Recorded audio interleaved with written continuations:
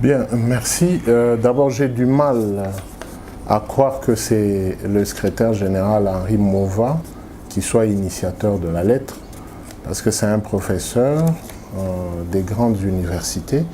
Il a écrit des ouvrages.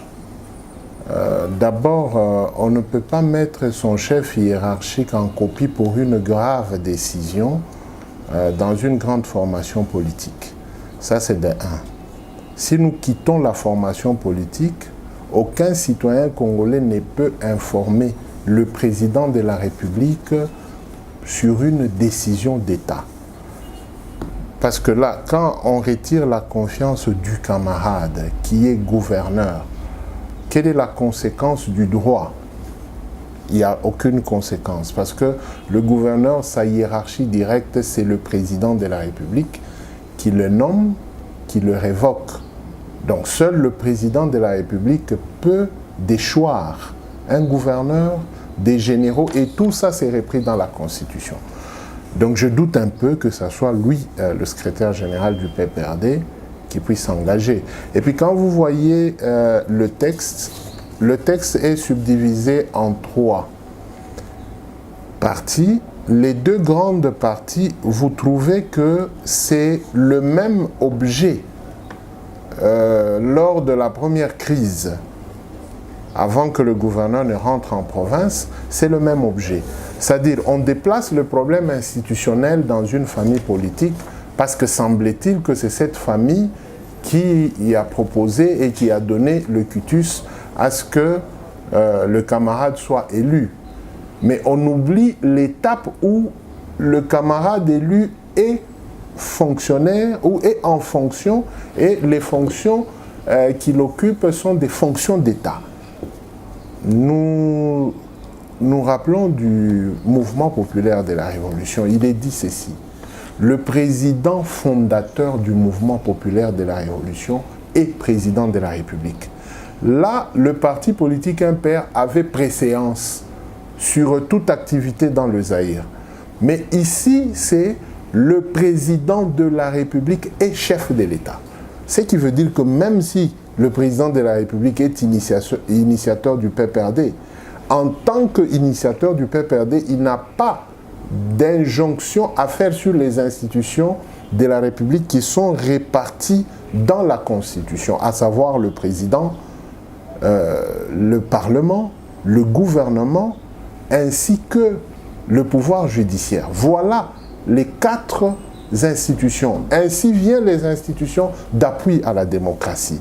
La CENI, le CESAC et d'autres institutions qui peuvent venir, mais nulle part où on voit le PPRD, moins encore la majorité parmi les institutions de la République.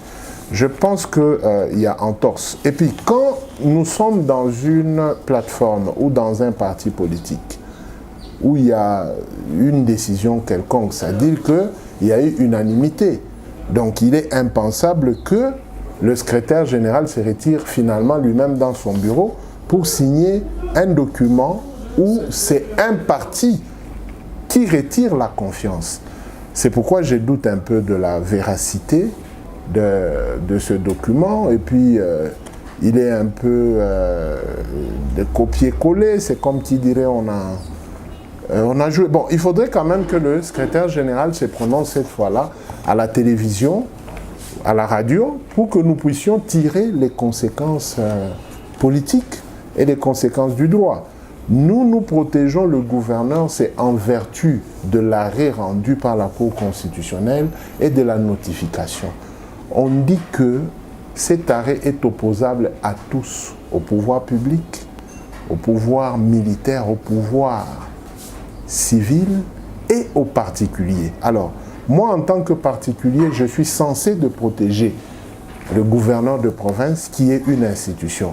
Et ce qui est aberrant, le fameux document retire la confiance en un individu, en violation des articles 31, 48 et 68 de la loi sur la libre administration adoptée en 2012. Ce qui veut dire que cette confusion, nous ne l'acceptons pas, même au sein de la famille politique, plus encore dans la plateforme qui est la majorité. Je crois que je ne cesse de le dire et de le répéter. Nous sommes kabylistes et nous connaissons comment est-ce que le président de la République fonctionne. L'erreur qu'a commise Moïse Katumbi, c'est de fuir les prédateurs là de la majorité. Et moi, je ne pense pas que Kazembe va fuir ces prédateurs. Et je ne le conseillerais pas de fuir ces prédateurs. Mais la conséquence politique, c'est quoi? Nous voyons Pius Mwabilou qui a quitté le parti, qui a fait son parti. Nous voyons Okende qui n'est plus dans la défensive du chef de l'État. Nous voyons Honorable Zakari, nous voyons l'honorable Thierry Kakwata, nous voyons des gens qui commencent à lever leur voix dans la famille politique ou la plateforme. J'avais demandé au chef de l'État de convoquer une assemblée générale afin que nous procédions au moins au réaménagement, parce que le trio Minaku, Shadari et Koko Nyange ne fait plus avancer la politique du chef de l'État. Nous devons nous dire clairement, ils sont toujours sujets des conflits. Quand vous êtes au Bandundu, les gouverneurs ne sont pas dérangés. Quand vous êtes dans le Maniema, les gouverneurs ne sont pas dérangés.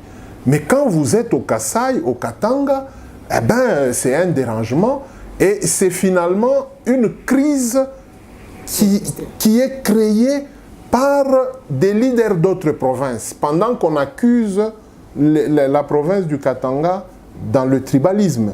Mais pourquoi protège-t-on les autres gouverneurs? Parce qu'ils sont originaires des dirigeants de la plateforme. Et pourquoi on ne protège pas les autres gouverneurs? Ça dit que nous n'allons pas, ou nous n'allons plus jamais céder à ce genre de comportement. Moi, je pense, même s'il faut éclater cette majorité-là, nous allons l'éclater et donner une autre majorité au chef de l'État, parce que c'est nous, sa majorité. Donc, modifier cette MP, nous sommes en droit de le faire. La MP, c'est une plateforme. Il y a les alignés, c'est-à-dire ceux-là qui ont signé la charte de la MP. Il y a des indépendants dans la majorité qui ont signé la charte. Il y a les non-alignés. Par exemple, nous sommes de cette majorité-là parce que c'est nous la majorité des Kabila. Mais nous n'avons pas signé la charte jusque-là. Et je suis communicateur à l'AMP, communicateur invité par une autorité de l'AMP et demandé le service. Et moi, je n'ai jamais eu l'argent de l'AMP. Dans tout ce que vous me voyez faire à la télévision, je n'ai jamais pris l'argent à la caisse de l'AMP pour aller faire la défense du chef de l'État. On ne m'a jamais envoyé de l'argent pour aller faire la défense du chef de l'État. Sur le plan du droit, la lettre n'a aucune conséquence. Ça n'a pas de conséquence. C'est un document qu'on a écrit et on a repris des noms tels que Jean-Claude Kazembe, tels que Henri Mova, mais bah, ça n'a vraiment pas... Ces derniers temps, je ne sais pas pourquoi les gens font des vastes blagues. Hein. Et je pense qu'en tant qu'homme d'État, on doit éviter ce genre d'histoire. Et sur le plan politique, le gouverneur est un élu du peuple. Il est député national, c'est un élu du peuple. Et ce qui veut dire que le chef de l'État se prononce. Si le gouverneur nous appelle, il dit que le président de la République a donné sa position, même si le président de la République violerait aussi la Constitution, nous allons nous incliner. Mais quant aux autres, je ne pense pas que Jean-Claude Kazembe peut paniquer et fuir comme Moïse Katumbi et laisser encore le Katanga dans la déstabilisation. N'en déplaise, le départ de Moïse nous a déstabilisés dans le Grand Katanga.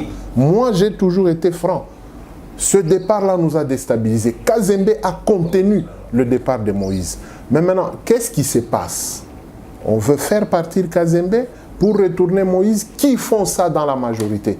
Est-ce que nous avons aussi un G7 élargi dans la majorité, comme il y a le rassemblement élargi dans l'opposition, nous devons tirer ces conclusions-là et demander aux Louchois, aux Katangais et aux Katangais en général que nous attendons la décision finale du président de la République et nous allons tirer les conséquences politiques. Parce qu'on a demandé au gouverneur de tirer les conséquences politiques, nous sommes en politique et nous disons à ceux-là qui ont écrit cette lettre qu'en politique, ce n'est pas un tour de disque où vous dites que le disque vient de se terminer, c'est-à-dire la chanson est finie. En politique, le tour n'est jamais joué. Merci.